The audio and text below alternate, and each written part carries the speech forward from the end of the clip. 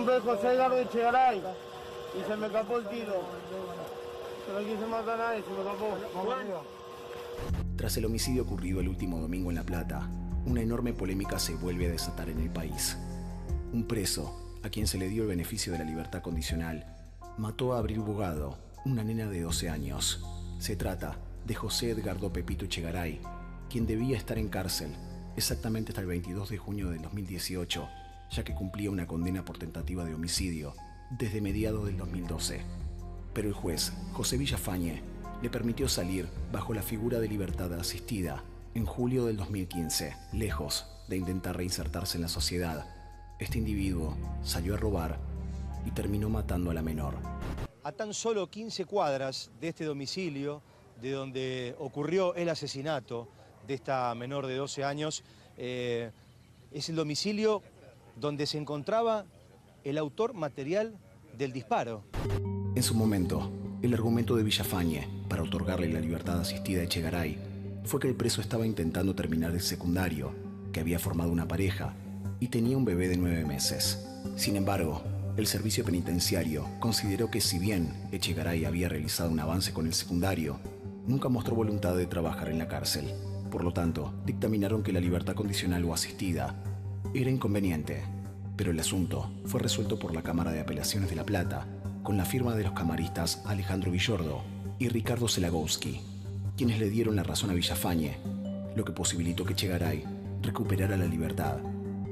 Vamos a hablar del crimen de Abril Bogado. Y del juez Villafañe, que está en el ojo de la tormenta. Este es el juez que desoyó al servicio penitenciario bonaerense, que aconsejaba que no debía salir. Pero no es la primera vez que le pasa a este juez. Ya en el 2014 también dio la libertad a otra persona y esa persona cometió 4 asesinatos al poco tiempo. Este es José Villafañe. Al familiar de víctima es sumamente más doloroso ver que la muerte de tu familiar se podía haber evitado tranquilamente. Eso es lo que genera más indignación, ¿no? Ver también estos jueces que son tan reincidentes como los propios asesinos que liberan continuamente. Este hombre no iba a salir ahora, iba a salir en julio del año que viene. Probablemente hubiera hecho lo mismo. La gravedad del caso deja interrogantes que necesitan una respuesta urgente. ¿Es correcta la institución de la libertad condicional? ¿Son responsables los jueces por las muertes que ocasionan estos presos?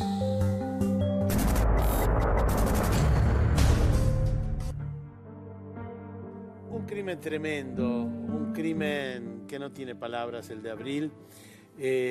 Doctor Raúl Torre, el hombre que mató, el hombre que disparó, dice se me escapó el tiro. Fue sin querer. El arma era como esta. Como esta, un arma de tipo revólver como esta, de calibre 38 Special, de 4 pulgadas, similar a esta. ¿Y se puede escapar un tiro? A ver, existe una forma pericial de establecer si se puede... ¿Se puede? Puede ocurrir que el arma sea extremadamente celosa. A ver, las armas de tipo revólver tienen 2 formas de disparo. Sí. En doble acción, sí, que sería esta, sí, o en simple acción, que sería esta. Para disparar en simple acción hacen sí falta solamente 1,8 kg de presión. Esto es la presión en la cola sí del disparador, en el gatillo, para el que conoce. ¿Presionar 1,8 kg es mucho o es poco? Es relativamente poco. Ajá. En cambio, cuando es en doble acción, que son 4,1 kg para esta arma más o menos, sí, es mucho más. Es decir, hay que hacer mucho esfuerzo y en 1,8 kg no hay que hacer... Hay que hacer menos esfuerzo, pero digamos así, las armas están construidas, han sido fabricadas originalmente para evitar accidentes. Sí. Medida de seguridad. Por eso esa celosidad, por llamarlo como realmente corresponde, trata de impedir que se pueda escapar el disparo. O sea que no es que uno acaricia la cola del disparador y no acaricia. Para esto existe una pericia, porque no es extraordinario. Yo no creo que corresponda en este caso, pues, jurídicamente no creo que vaya a cambiar, veremos eso. Pero en algunos homicidios, no nos olvidemos que hablar de un arma celosa y que se me escapó el disparo, a que en realidad yo lo hice intencionalmente, puede cambiar la calificación, y vaya que no es poco, desde un homicidio simple a un homicidio culposo. O sea, sí, en vez de matar a otro, causar a otro la muerte por impericia, imprudencia, etcétera, etcétera. ¿Qué pasa? Existe una pericia o un peritaje que realiza la policía científica sí mediante un aparato llamado dinamómetro, sí, donde se mide la tensión necesaria en la cola del disparador o en el gatillo, que es lo que la gente identifica normalmente, si está o no dentro de los parámetros normales de fábrica de esa arma. Si está dentro de los parámetros normales, la lógica es que no se escapa. No se puede argumentar que el arma tiene una celosidad que hubiera permitido que el disparo hay que hacer mucha fuerza. Se produjese sin intención. Porque hay que hacer mucha fuerza. Hay que hacer una fuerza importante, digamos. Importante. ¿Verdad? Y si estaba en doble acción, más todavía. Mucha más fuerza todavía. Ajá. Entonces, de entrada, uno, a ver, ¿cómo es exactamente? Entonces, uno toma esta arma, ¿puedo tomarla adelante, yo? Adelante, sí. Bueno, absolutamente entonces, descargada. Absolutamente descargada. Entonces, este es el tiro. En simple acción. Ajá, correcto. ¿Y en doble acción? No es tanto esfuerzo ahí, ¿eh? Pero sí, es el mínimo necesario para que el arma no se escape. Correcto. ¿Y cómo es en doble acción? En doble acción es esto. Ahora, ¿qué pasa? Nosotros la tenemos en simple acción. Yo acaricio la cola del disparador y el disparo no se produce. No se produce. ¿Verdad? Hay que hacer fuerza. Hay que hacer una tensión sobre la cola del disparador. Entonces, doctor Torres, ¿su hipótesis cuál es? Él pega un tiro para amedrentar, para obligarlos a abrir la ventana y robar. ¿Cuál es el mecanismo que usted piensa? ¿Cuál es su hipótesis? Yo no puedo analizar desde el punto de vista subjetivo, pero hoy en día, o sea, ¿cuál fue la intención del sujeto en ese momento? Ya lo va a valorar el juez cuando llegue a analizar la materialidad del hecho, ¿verdad? Pero yo lo que creo realmente es que estos individuos tienen exacerbada la violencia de tal forma, donde el arma forma parte de ellos también. El arma es una extremidad más, ¿verdad? Y entonces es muy probable que producto de esa violencia exacerbada... Porque se los ve muy histéricos, por decirlo.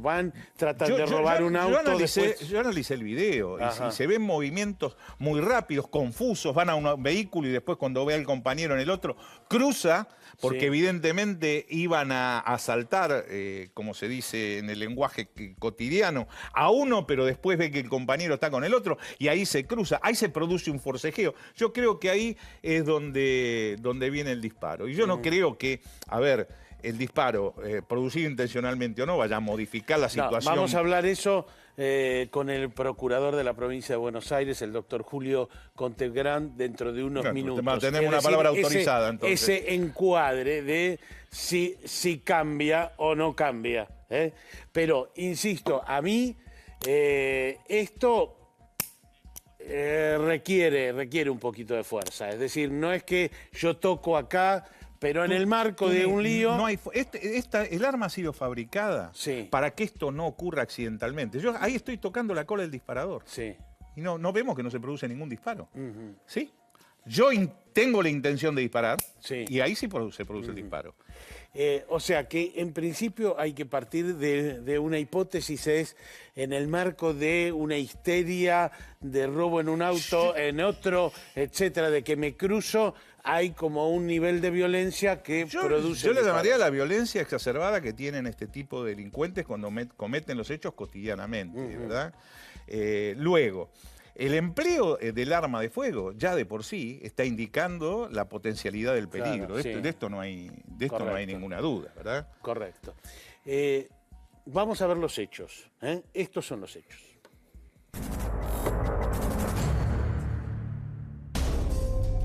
Alrededor de las 4:20 de la madrugada del último domingo, Abril Bogado Sena, de 12 años, volvía junto a sus padres, su hermana menor y su abuelo a su casa de la localidad de Ringelet, en la ciudad de La Plata. La familia venía de disfrutar de una fiesta de casamiento. Al llegar a su domicilio, se vieron sorprendidos por dos delincuentes que venían de intentar robarle el coche a un vecino que logró escapar. Sin imaginar lo que estaba por pasar, Abril viajaba en la parte posterior del auto, junto a su hermana y su mamá. De repente, mientras los ladrones intentaban robarle el vehículo, recibió un tiro en la frente. El trágico final de Abril, uno piensa en el juez Villafañe y uno siente por los antecedentes que no ha sido casualidad. El juez Villafañe con su firma mató a Abril Bogado porque dejó libre a un asesino. Las cámaras de seguridad de la zona registraron la secuencia del intento del robo que terminó en tragedia. Dos delincuentes estaban merodeando la zona de 510 entre 11 y 12. Primero intentaron robarle a un conductor que logró escapar a tiempo. Como no pudieron asaltarlo, fueron enfrente, donde estaban estacionando los Bogado. En el forcejeo, uno de los ladrones disparó contra la ventanilla derecha del auto donde estaba Abril. Le arrebataron la billetera al padre y huyeron. La ciudad de La Plata registró 5 homicidios en situaciones de inseguridad en los últimos días. Al día siguiente, miles de personas participaron de una marcha por las calles platenses para pedir justicia por la muerte de la menor de 12 años. Nosotros llegamos 1 hora después a mi casa, o sea que nos podría haber tocado a nosotros, pero ya te digo, es una locura. Estamos viviendo mal, cuando vamos a entrar al auto hay que mirar para todos lados. Cuando salimos a la mañana, están esperando salideras. En este triste contexto, ¿qué pasa con el patronato de liberados que debería controlar lo que hacen los presos con libertad condicional? ¿Qué responsabilidad le cabe al servicio penitenciario?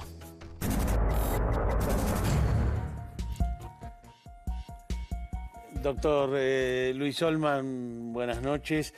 Usted es el presidente del capítulo de Psiquiatría y Criminología de la Asociación de Psiquiatras. El presidente honorario. Honorario.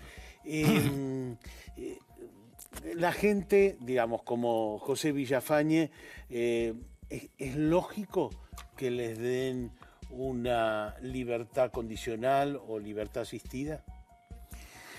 La verdad es que no conozco específicamente la causa de manera tal de que no podría construir una opinión particular sobre ella, pero me parece que hay un problema sistémico. En primer lugar, lo que hay que decir es que se consumó una tragedia terrible, atroz, irreparable, digamos. ¿No?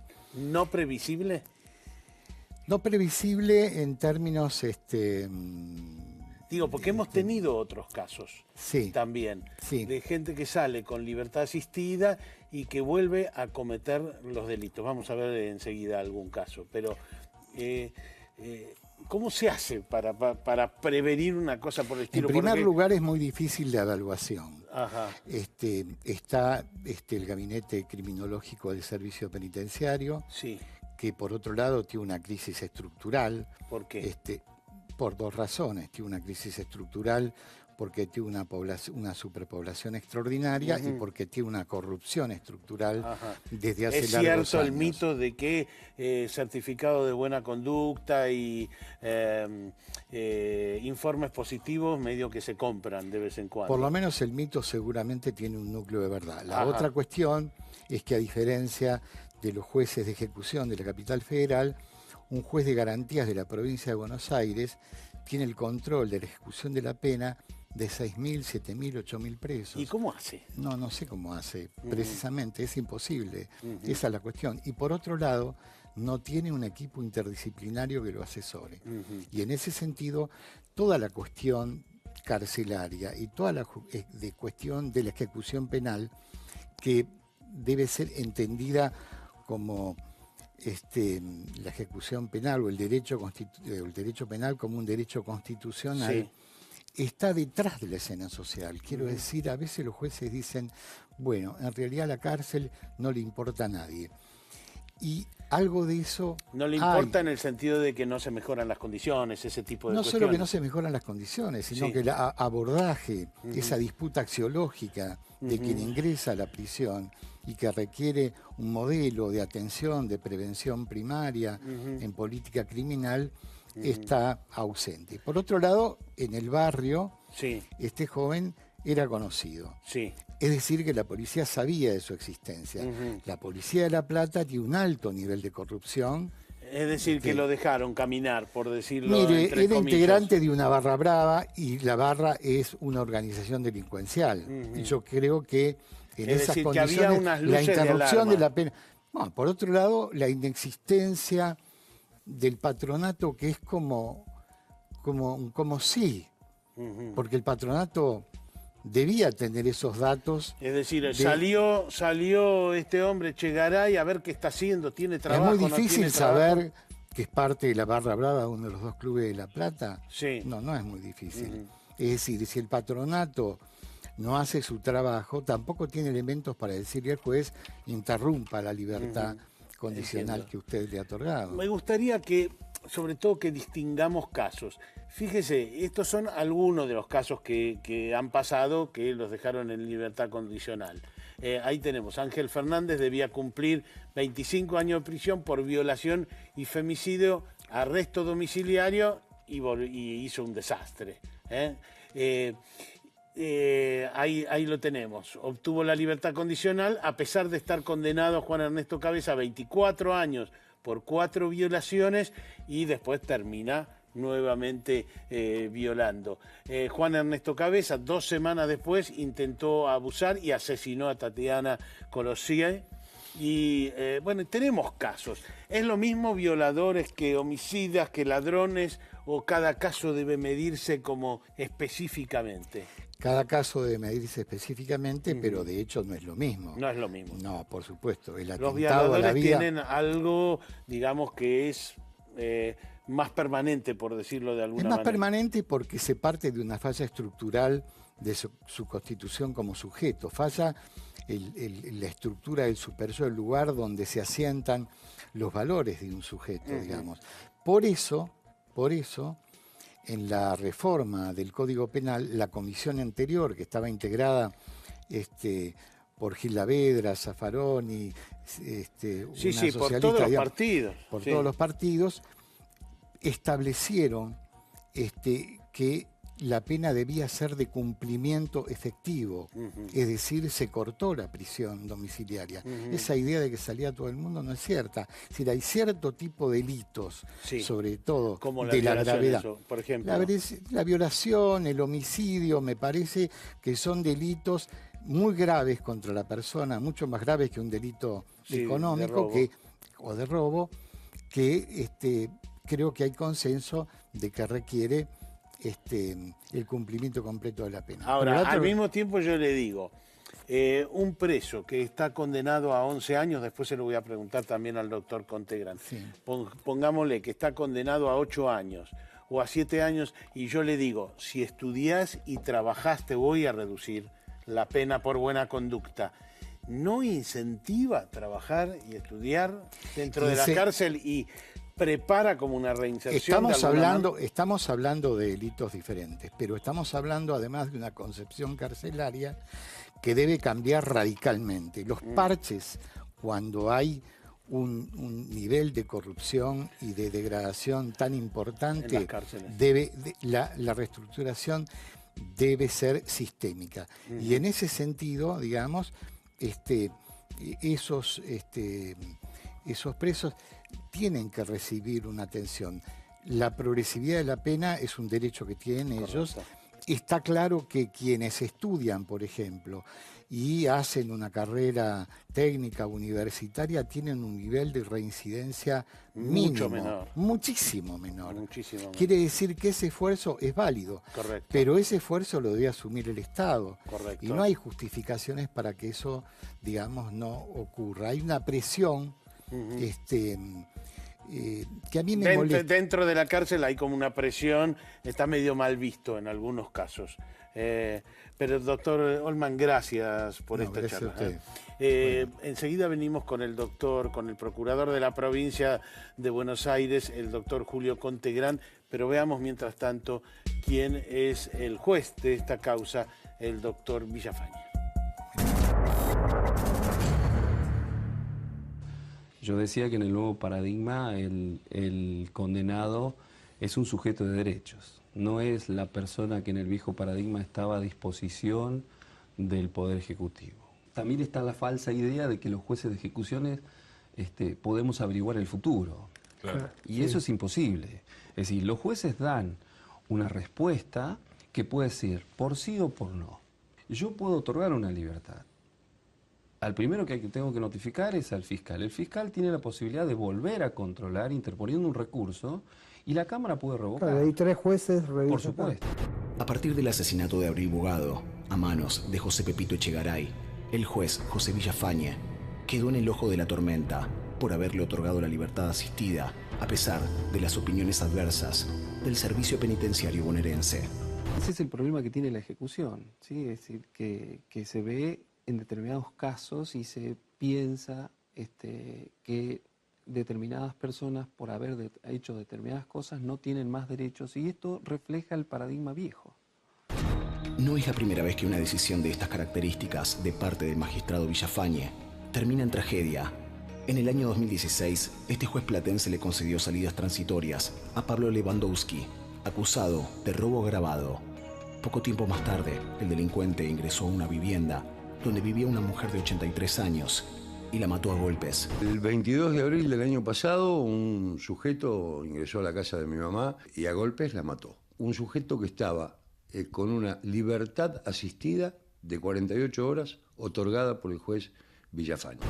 El otro hecho se trató de un cuádruple crimen que fue conocido como la masacre de Hudson. El magistrado le otorgó el beneficio de la libertad condicional a Diego Perotti. Un puñado de días más tarde, tras una denuncia, la policía realizó un allanamiento en una vivienda donde se encontraron los cuerpos sin vida de Lorena Sosa, su hija Jazmín, su padre Pablo Sosa y Javier Luce, hijastro de Sosa. Los cuerpos fueron encontrados enterrados en el patio de la casa. Es decir, a mí usted me pide la libertad condicional, la salida transitoria, yo digo que no. Usted me pide, le digo que no. Dígame si yo tendría algún problema como el que usted me planteaba hipotéticamente. No. Ahí Ahora, sería fácil. Usted busca sí, pero digo, ¿se cumpliría lo que se espera constitucionalmente de la etapa de ejecución? Nada más y nada menos, No. que está en la Constitución, ¿no? No. Doctor Julio Contegrán, procurador de la provincia de Buenos Aires, es decir, jefe de todos los fiscales de la provincia de Buenos Aires. Primero le hago la pregunta que nos hacíamos al principio. Si una persona se le escapa el tiro en el marco de un robo o dispara intencionalmente en forma penal, en el tema penal, ¿hay diferencia? Es muy poco probable que se puedan confirmar diferencias, porque lo que se interpreta es que si la persona inicia su actividad delictiva con un arma, la probabilidad es que él tenga en miras ya la utilización del arma. De modo que, si bien es cierto que todo dependerá finalmente de la acreditación y de las pruebas que se puedan ir sustanciando en la causa, las posibilidades de la reducción y la configuración de un homicidio, digamos, culposo, negligente, son poco probables. O sea que se toma como si fuera un homicidio intencional. En términos iniciales sí, y la hipótesis de investigación transcurre de esa manera y es realmente muy improbable que se pueda acreditar un culposo. ¿Una persona que mata durante un robo es seguro prisión, digamos, perpetua o tiene otras alternativas? No necesariamente. No necesariamente. No necesariamente. Las pruebas, las penas son muy agravadas en este tipo de delitos. Por ejemplo, el agravante. ¿Cuántos años? El máximo inicial del homicidio doloso es de 25 años, pero puede haber agravantes. Con el robo, por ejemplo, eso agrava aún más. Se agrava, efectivamente, y pueden ampliarse a más de 25 años. A más de 25 años. Ajá. Y bueno, en este caso hemos visto que había una situación de libertad asistida o condicional. Usted no le gustó ni 5 en este caso, ¿no? El caso en particular, efectivamente la persona estaba bajo, aprovechándose del beneficio, gozando del beneficio de la libertad asistida. Sí. Que es un instrumento que otorga la norma procesal de la provincia, que es muy de excepción, y que se puede conceder con anterioridad a la concurrencia de los requisitos necesarios para otorgar la libertad condicional, 6 meses antes. Correcto. O sea que él debía salir en julio del 2018 y usted dice no debió dársele antes de fin de este año. La fiscal que intervenía en la causa se opuso en el trámite del otorgamiento y después hubo también una oposición en la apelación a la resolución que el juez dictara, de modo que el Ministerio Público Fiscal tuvo oportunidad de rechazar esta alternativa 2 veces durante el proceso. Pero la Cámara le dio la razón al juez. La Cámara confirmó la resolución del juez, efectivamente. Ahora, lo que yo le decía al doctor Olman hace un ratito, esta idea de que estudia, trabajá y yo te voy a dejar salir un poco antes, porque él ya había cumplido más de 5 años de prisión. ¿No es una idea buena, por decirlo de alguna manera? Trabajá, estudiá, tenés buena conducta dentro del penal y eso te va a permitir salir antes. Es buenísima en términos teóricos y además configura un aspecto de la readaptación de la persona o de la resocialización. Hay otras cuestiones que tienen que ver no solo con la educación y con la posibilidad de encontrar una fuente de trabajo, sino de articularse nuevamente a la sociedad en términos de la convivencia con un núcleo familiar o de amigos. De modo que es una parte del tema y es realmente importante. Pero este hombre, por ejemplo, estaba haciendo el secundario, ¿no? Dentro de la cárcel. ya estaba en el segundo año del secundario. Mostró algún nivel de inquietud, digamos, de inquietud por progresar. Había formado una pareja, tenía un bebé de 9 meses, ya le habían dado dos días por mes y había cumplido. Volvía a la cárcel, cumplía los 2 días y volvía.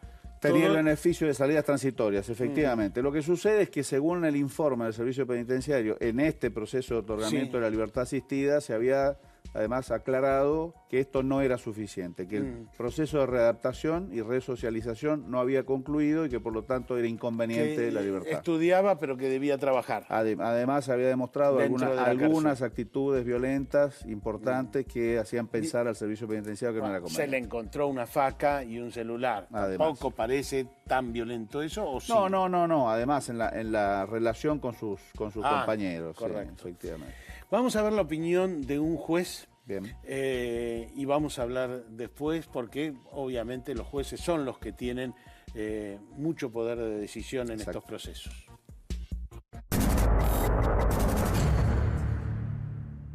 Ante un hecho tan lamentable como es el fallecimiento de una persona, no hay ninguna explicación coherente que uno pueda dar, no hay nada que uno pueda decir que pueda aliviar el dolor de quien ha padecido esa pérdida. En el caso particular, me parece importante señalar que el juez en el año 2014 le había denegado una incorporación a un régimen abierto, lo incorporó a un régimen semiabierto, con posterioridad a ello lo incorporó a salidas transitorias, hasta que la defensa pidió la libertad. El juez lo que valoró fue el régimen progresivo que venía cumpliendo, además del conocimiento personal porque lo había entrevistado en el ámbito carcelario, no en su despacho, que tenía una conducta ejemplar, que no tenía sanciones disciplinarias, que tenía un buen trato con el personal penitenciario y además que había cumplido satisfactoriamente todas las normas que le había impuesto, todas las reglas que le había impuesto en esas salidas transitorias. La Cámara valoró y dijo que la evaluación del juez había sido acertada. Desde la vigencia de la ley de ejecución de Nación, que lleva 21 años, y la ley de ejecución de provincia, que lleva 18, ha habido por lo menos 6 modificaciones con sistemas cada vez más represivos.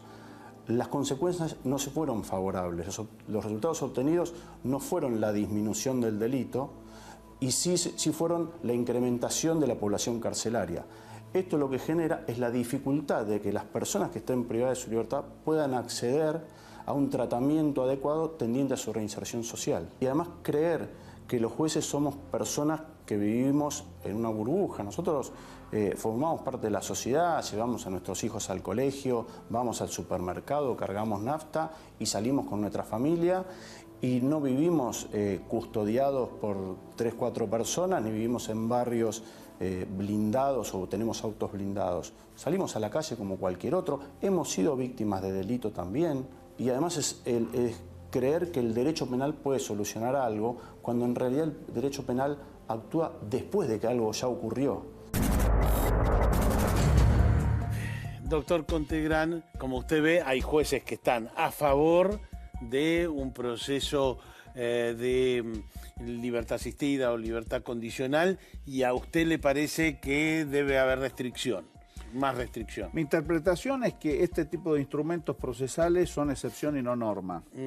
Y esto es muy importante porque la otra concepción cultural, no ideológica, sino cultural del sistema penal y del derecho en general, modifica esta concepción y lo que considera es que en realidad este tipo de instrumentos son la norma y que la excepción es no otorgarlos. Entonces, la interpretación que nosotros tenemos... Usted dice, por lo general no lo doy. Y en casos excepcionales hay que darlo. ¿Y cuáles son los casos excepcionales? Bueno, cuando... Alguien que estudia y trabaja... Cuando se confirma por los informes del servicio penitenciario que está en condiciones, se ha confirmado por el juez en la entrevista.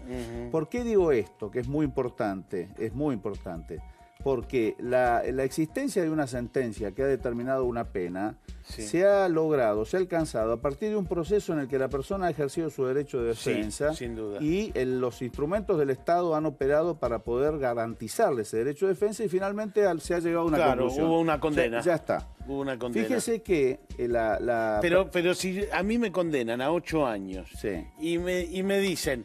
vas a salir dentro de 8 años, es una cosa. Y si me dicen, Mira, si estudias y trabajás, vas a salir dentro de 6 y medio. Es que no es solo estudiar y trabajar, está bien, pero hay que aclarar que no es solo estudiar y trabajar, sino que es una articulación social mucho más amplia que el estudiar y trabajar, como lo dije. Yo quiero aclarar una cuestión. Sí. La perversión del concepto cultural de lo que es norma y lo que es excepción genera contradicciones de interpretación en cierta dogmática penal que acabamos de escuchar, por ejemplo. Tal el caso de las prisiones preventivas, donde nos enfrentamos a una situación que es excepción y no norma, y sin embargo esta visión cultural la transforma en norma y no en excepción. Entonces, aquellas personas que defienden la libertad condicional, la libertad asistida, las salidas transitorias como una norma, curiosamente consideran que lo otro es una excepción y es una cuestión contradictoria. Es decir, que usted está a favor de cambiar la ley, por de pronto. Yo estoy a favor de cambiar la cultura de los operadores jurídicos que finalmente deciden respecto de las normas que, me parece a mí, adecuadamente organizas el sistema penal. Me gustaría que estuve charlando con un juez de ejecución penal de la provincia de Buenos Aires y de esto se tiene que ocupar. Mire de lo que se tiene que ocupar un juez de ejecución penal. Controla 900 detenidos, no tiene tantos como otros, pero tiene 3.000 personas en libertad asistida o libertad condicional o con probation. ¿Cómo se hace? Bueno, se hace en función de un método de trabajo. Yo particularmente en el Ministerio Público tengo 8.600 personas con 624 fiscales, 429 defensores, porque mi Ministerio Público conjuga también defensores y asesores de menores y curadores. Es una cuestión de método de trabajo y seguimiento. Parte de eso lo estamos haciendo nosotros ahora, que es el seguimiento de las probation. Pero usted sabe que hay una situación en el servicio penitenciario donde hay, primero, una superpoblación, después hay corrupción, hay certificados que se venden, es como público. Yo le quiero contar eso. Sí. Yo ingresé el 11 de diciembre del 2015 como secretario legal y técnico de la gobernadora Vidal, conjuntamente con el gabinete. Y en ese momento tomamos contacto y todo el mundo es consciente que tuvimos un primer problema con el servicio penitenciario muy grave a los pocos días. Sí, señor. Tomamos contacto con la realidad carcelaria de la provincia de Buenos Aires y en ese momento yo dije, esto seguramente es el infierno. Espero no llegar nunca al infierno, pero ya lo conocí. Y el trabajo que se viene haciendo desde el punto de vista del Ejecutivo y ahora desde el punto de vista del Judicial, que está a mi cargo el Ministerio Público, es un trabajo tremendo. Pero hay que hacerlo, hay que hacerlo. Me gustaría que vea lo que ocurrió o el caso que se disparó en el día de hoy. El caso de Brenda, que cae, digamos, ella le roban el celular, lo estamos viendo, le roban el celular, allí está en el tren. Yo creo, me tengo toda la impresión de que ahí bajó el delincuente y ahora va a caer ella, y tengo toda la impresión, ya cayó ahí, la vemos al costadito, ahí lo vamos a ver otra vez, se baja el delincuente y ahí cae ella. Le quería preguntar, doctor Contegrán, cuando detengan, si detienen a este hombre que robó el celular, ¿va a ser culpable del homicidio? Si hay muerte de ella, ojalá, por favor que no, pero si no, de lesiones graves o de homicidio, o el ladrón ese es solo responsable del robo del celular. La hipótesis de las lesiones graves ya están configuradas como objetivo de la investigación en función de las pruebas que se están recabando, una muy importante, este video. Porque en principio nosotros... Porque ella cae mucho después de que ella está que la persona esta claramente tuvo en miras como una enorme posibilidad estadística de que la chica con la formación en movimiento hubiese caído y eventualmente caído debajo de la formación. De modo que como primera hipótesis nosotros vamos a encuadrarlo de esta manera y las posibilidades de que se encarcele... Podría ser homicidio. No, esperemos que sea lesiones. Claro, lesiones. Esperemos que sea lesiones y Dios así lo va a querer. La familia dice que está peleando por su vida. Está peleando por su vida. No, yo entiendo. Por el momento lesiones, nosotros estamos muy cerca de la detención. De la detención. Estamos muy cerca de la detención porque tenemos pruebas suficientes. Se han recabado testimonios de personas que iban en el mismo coche de la formación y estamos realmente cerca de poder conseguir apresar a esta persona. Gracias, doctor. Gracias por la Contegrán, invitación. A sus órdenes. El doctor Julio Contegrán, jefe de todos los fiscales de la provincia de Buenos Aires. Enseguida venimos con casos muy calientes.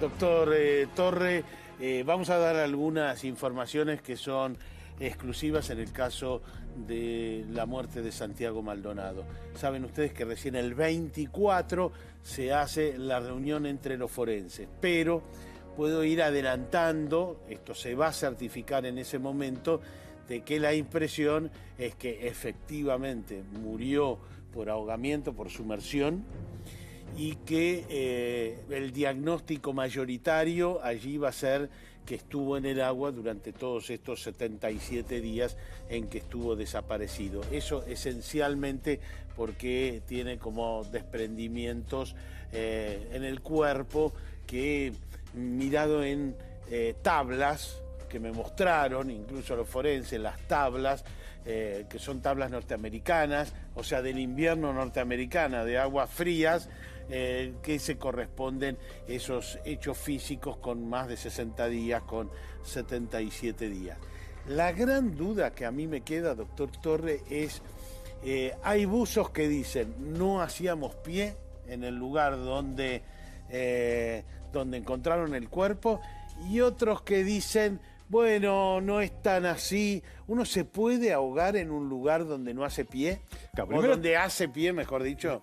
Yo conozco esa información de los buzos de la Prefectura Naval. Primero establezcamos una distinción. Sí. Una cosa era el agua en el mes de agosto, sí, y la profundidad del río y la corriente del río en el mes de agosto. Correcto. Y otra cosa hace muy pocos días cuando fue encontrado el cuerpo. Claro. Ha aumentado el caudal, ha aumentado la corriente porque ha comenzado ya de manera importante el deshielo en la cordillera. Sí. Esto ya va a introducir unas variantes que ya no está modificando el lugar del hecho. Porque el lugar del hecho de un accidente es como la escena del crimen en un homicidio. Es exactamente igual, accidente o lo que fuere, porque en realidad no lo sabemos todavía. El dictamen, como usted decía, va a estar el día 24. A ver, yo lo que creo que aquí ha ocurrido un fenómeno. Accidente igual no, porque venía siendo perseguido por la gendarmería, así que esto es en el marco de un, digamos, de la muerte violenta. Es una muerte violenta. Es una muerte violenta. Es una muerte violenta que obedece a un mecanismo asfíctico por sumersión. Sí. Bien, ahora, a ver, esto, ¿qué es lo que creo yo que pasó? Yo creo que lo que pasó es que el cuerpo estuvo en ese sitio, no exactamente a lo mejor donde fue encontrado por los buzos. Se movió porque la corriente cambió. Y también el cadáver comenzó su descomposición a avanzar, pese a que esas frías aguas tienden a conservar, o sea, retrasan los procesos cadavéricos, tal como dijimos en algún momento aquí mismo. A la larga comenzó el periodo de descomposición, también comenzó a levantar la temperatura de las aguas, etc. ¿Y eso levanta el cuerpo? Sí, claro. El cadáver comienza a gestar gases y entonces los gases van a llevar al cadáver hacia arriba, porque ahora estamos sí anoticiados que en realidad el cuerpo estaba, como se dice en la jerga policial y de la prefectura, estaba boyando. ¿Qué es lo que pasa? No se movía. Sí. Porque estaba atrapado por las ramas del sausal. Esto es realmente lo que pasó. Sí, porque la verdad que igual hay un poco de discrepancia, ¿o no le parece tanta discrepancia entre los buzos? Algunos dicen, tuvimos que remover muchas ramas, etcétera, etcétera, y otros no hablan tanto de las ramas. Sí, pero a ver, alguno ha tomado contacto con el cuerpo, otro no, que eso también tiene que ver. Yo creo que no, que las declaraciones son más o menos coincidentes, que discrepan entre sí. Tuni, cuando uno toma declaraciones testimoniales en cualquier causa, y todas coinciden en todo, es trucho, se dice en la jerga de la investigación criminal. No, o el que tomó la declaración cómodamente, lo único que cambió el nombre del testigo y sus circunstancias personales y dejó lo que estaba escrito, porque eso ocurre también. Toman declaración masivamente, a ver qué opinan entre todos y después hace una sola declaración. Eso ha ocurrido también. No, yo creo que las discrepancias que hay son las lógicas de que cada uno aprecia con su propia subjetividad, ¿no? Ahora, ¿esto quita de la escena, por ejemplo, que lo hayan empujado al agua? No. No lo quita. No. Que haya habido un forcejeo y que haya caído al agua, no lo quita de la escena. No, por eso yo, a mí cuando igual, me han preguntado... aunque se haya caído, ya le he dicho Raúl, que aunque se haya caído, era parte de la persecución esa, donde había tiros, donde había, Por eso, digamos, un hecho de violencia muy fuerte. Este es un caso que no se resuelve por lo pericial. El juez va a tener que tomar todo el contexto probatorio que tiene, la prueba instrumental, que hay mucha, me estoy refiriendo a videos, fotografías, de celulares, telefonía, que eso es la prueba instrumental que tiene. Prueba testimonial. Tiene prueba testimonial del mismo personal de Gendarmería Nacional, tiene prueba testimonial de los mapuches, tiene prueba testimonial de terceras personas que no tienen nada que ver con unos Uno u de los otros. buzos dice, si nosotros que teníamos los trajes, nos costó mucho, y sabemos de esto, nos costó mucho una persona vestida con toda la ropa que tenía, le iba a ser muy difícil zafar del agua. Es cierto. Tenía borceguíes colocados, esto impide la posibilidad de movilidad, tenía mucha ropa porque hacía 10 o 12 grados bajo cero por aquel 1 de agosto, así que todo indica que una vez ingresado al agua, en profundidad, ¿no? Donde, por ejemplo, hubiera un pozón y las posibilidades de sobrevida son Una muy persona no reducidas. se ahoga de ninguna manera en un lugar donde hace pie. No, puede ocurrir. ¿Puede ocurrir? ¿Y Sí, cómo, sí. cómo es? Me Puede paro, ocurrir. me paro y Sí, zafo. si sumamos la hipotermia a esto, por la temperatura del agua, una caída, un resbalón, una caída Cierto al miedo, agua, cierto miedo. las raíces, el sausal, que así lo mencionan los propios usos de la Prefectura Naval Argentina, pueden hacer que En se la ahogue escena, en poca además, profundidad. entra un gendarme que aparece con heridas también. Bueno. Es decir, hay que aclarar toda esa situación. Yo creo que esto es todo el contexto. Ahora sí hablamos de todo el contexto. Y lo que el juez sobre lo que el juez va a trabajar, sobre lo que el juez va a resolver es sobre todo el contexto. Yo, en principio, si a mí me tocara ser investigador en esta causa, yo tuviera que caratular, yo ya estaría caratulando muerte dudosa. ¿Muerte dudosa y no homicidio? Es que la muerte dudosa incluye el homicidio, ¿por qué no? Ajá. Pero lo que sucede es que ya hay un hecho así concreto, un operativo de la Gendarmería, un operativo ilegal.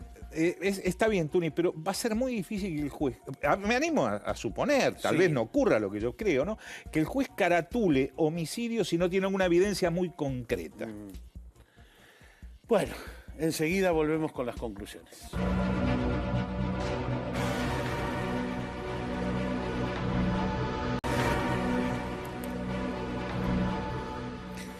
Doctor Raúl Torre, en el caso, entonces, resumiendo, en el caso de Abril, homicidio en ocasión de robo. Homicidio en ocasión de robo, casi sin ninguna O sea, duda. no discutimos si fue sin querer, no sin querer. Probablemente se haga la pericia, pero a va a efecto ser- exclusivamente informativo. La pericia del arma, me refiero. En el caso de Santiago Maldonado, a usted la calificación, digamos, de homicidio, de imputar a la Gendarmería, no lo termina de convencer. No todavía, porque no hay una... Si hubiera habido un golpe, hubiera habido alguna señal de violencia en el cadáver, seguramente sí.